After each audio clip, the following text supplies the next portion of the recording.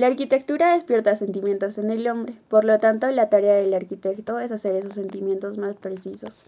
Bueno, ante todo, reciba mi cordial saludo, un buen día. En esta ocasión expondremos el arte del siglo. Nuestra línea del tiempo del arte del siglo XIX consta de la arquitectura, la escultura y la pintura. Se llevó desde el año 1800 hasta el 1890. Bueno, en esta ocasión, mi persona les expondré la arquitectura en general. Empezamos con la arquitectura romántica. En cuestión de la arquitectura romántica, las características de la arquitectura del siglo XIX, una de ellas es la del romanticismo y el historicismo. Esto es volver a a las fórmulas del pasado. Básicamente se rescata estilos del pasado, haciendo los propios de estos.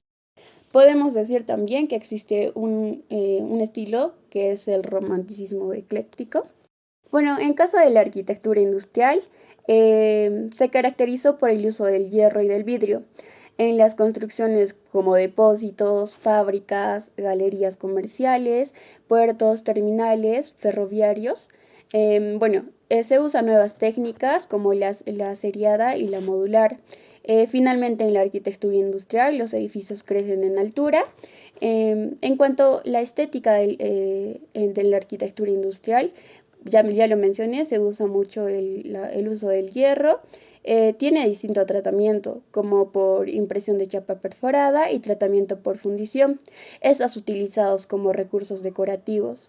En caso de los vanos, se pronuncian por unas grandes aberturas, haciendo más estética la construcción. Por ejemplo, aquí podemos observar el uso del hierro en la Torre Eiffel. Aquí podemos observar el uso de vanos. Este es el pabellón centenario.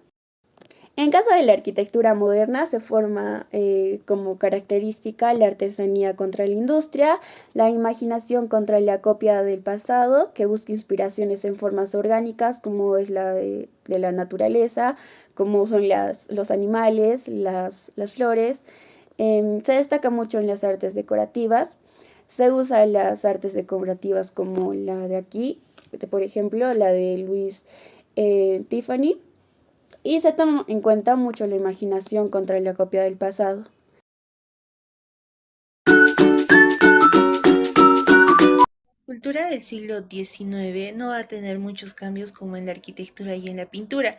Este va a ser menos permeable. Además que también va a empezar siendo neoclásica y luego romántica. A su vez, estos monumentos se van a dar dentro de espacios públicos y también como decoración de parques y cementerios.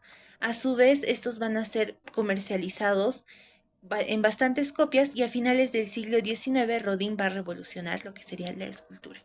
Un ejemplo de escultura neoclásica vendría a ser el que sería de Antonio Canova, el cual vendría a ser.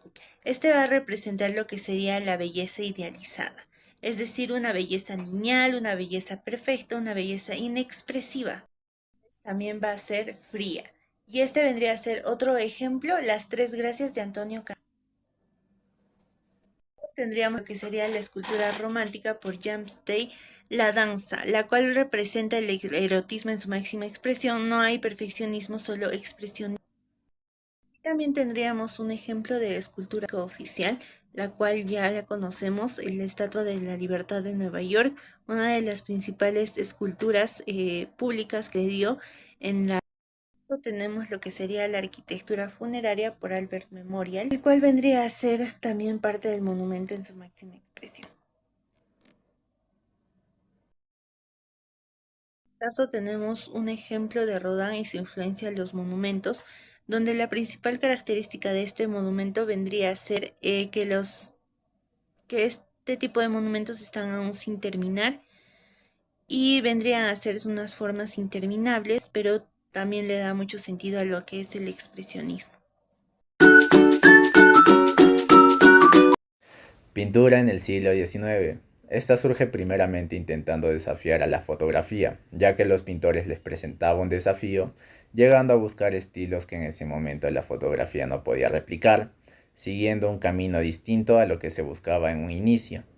Empezando por la pintura romántica, que surge a la primera mitad del siglo XIX, en donde la pintura se enfocaba más en momentos importantes, ya sean religiosos o revolucionarios, pero estaba cambiando de transmitir lo importante, ya sean con personajes relevantes en la historia, hasta llegar a transmitir lo cotidiano y común. En el fondo se puede ver una imagen de esta misma, que es una pintura de algo relevante o revolucionario, de un personaje ya sea ficticio o real, pero bueno, esta pintura ha de llamarse o es llamada La libertad guiando al pueblo. Llegando a lo cotidiano y común, surge la pintura realista, en donde se transmite a mediados del siglo XIX y esta transmitía los climas revolucionarios como las luchas de la desigualdad y la industrialización, el positivismo filosófico en donde se intentó experimentar con la luz y el color, el realismo literario en donde nos hacía ver con mayor claridad los problemas como las clases sociales o problemas que había en esa época como el alcoholismo, que era un método de escape que la clase obrera usaba, ¿no? El surgimiento de la fotografía, en donde se desafían los temas tradicionales de la pintura. Recordemos que en cuanto la pintura va avanzando, la fotografía también. Y como características generales tenemos la experimentación con la naturaleza, en donde los pintores salían a la naturaleza y experimentaban la luz y el color. Los personajes y temas cotidianos, como se puede observar atrás de mí, un momento cotidiano en una pareja, se podría decir, descansando ya sea en un atardecer o en un amanecer, ¿no? Artistas independientes, esta surge ya que se crea un mercado o de un público interesado por lo que se hacía, y que el pintor ya no dependía de un rey o un príncipe, sino más de un público en general interesado a lo que él hacía, ¿no? La denuncia política, en donde se hacía ver el comportamiento de la persona hacia la sociedad.